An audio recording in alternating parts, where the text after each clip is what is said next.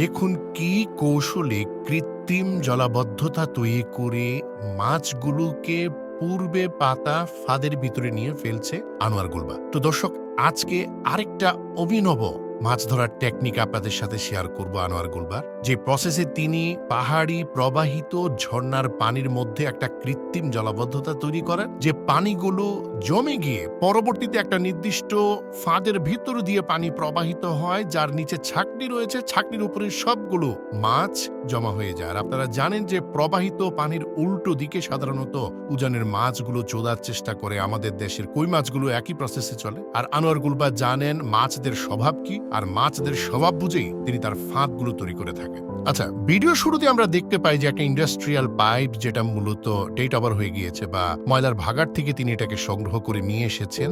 এই পাহাড়ি ঝর্ণার পানিগুলোর মধ্যে তিনি নতুন আরেকটা অভিনব মাছ ধরার ফাঁদ পাতবেন। আনোয়ার গুলবার মাছ ধরার ফাঁদগুলোর একটা অন্যতম বৈশিষ্ট্য হচ্ছে আপনাকে লম্বা সময় এখানে বসে থাকতে হবে না। সে যে ফাঁদগুলো তৈরি করে সেগুলো অত্যন্ত কৌশল এবং বুদ্ধিমত্তার সাথে তৈরি করে ফেলে রেখে চলে যায়। নির্দিষ্ট 2-3 ঘন্টা পরে এসে দেখে তার ফাঁদের মধ্যে অনেকগুলো মাছ এসে জমা হয়েছে। আর এটাই হচ্ছে এই টেকনিকের সবচেয়ে বড় অ্যাডভান্টেজ। তো এই যাত্রা দেখতে পাচ্ছেন অনেকগুলো পাথরকে চারপাশে জমা করে ফেলেছে। তার পাইপের মুখ এর চারপাশে যে পাথরগুলো জমা হয়েছে এবং সেখানে সে মাটির আস্তর করার চেষ্টা করছে, এবং সর্বশেষ সে সিমেন্ট আর বালির আস্তর দিয়ে এটাকে একেবারে প্রফেশনাল লেভেলে নিয়ে গিয়েছে। মানে বোঝাই যাচ্ছে এই পুরো শীতকালে প্রবাহিত ঝর্ণার পানিতে স্রোতের বিপরীতে চলা মাছগুলো তিনি এই ফাঁদের মধ্যে এনে ফেলবেন, এবং পুরো শীত মাস জুড়ে প্রতিদিনই অসংখ্য মাছ তিনি এই ফাঁদের মাধ্যমে পেতে যাচ্ছেন। তো নিখুঁতভাবে পুরো ফাঁদটা তৈরি হয়ে যাওয়ার পরে তার যে কৃত্রিম রাউন্ড সার্কেলের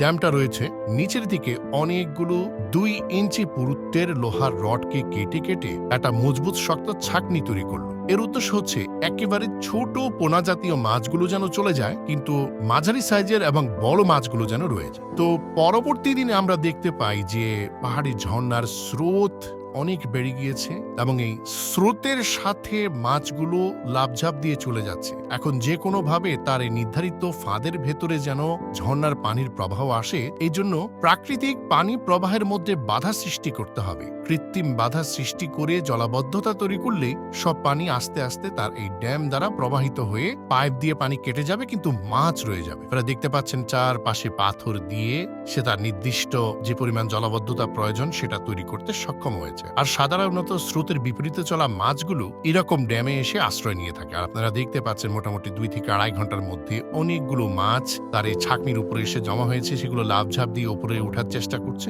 কিন্তু সে এতটাই বৈজ্ঞানিকভাবে এটা তৈরি করেছে যে মাছগুলো লাফ দিয়ে বের হয়ে যেতে পারবে না, এখানে জমা হয়ে থাকবে। তার দায়িত্ব শুধু 2-3 ঘন্টা পরে এসে মাছগুলোকে সংগ্রহ করে নিয়ে যাওয়া। দেখতে পাচ্ছেন মোটামুটি 2 থেকে 3 ঘন্টার মাঝে সে 4-5 কেজি মাছ পেয়ে গিয়েছে। আর এই পাহাড়ি উজানের মাছগুলো কিন্তু অত্যন্ত সুস্বাদু হয়ে থাকে।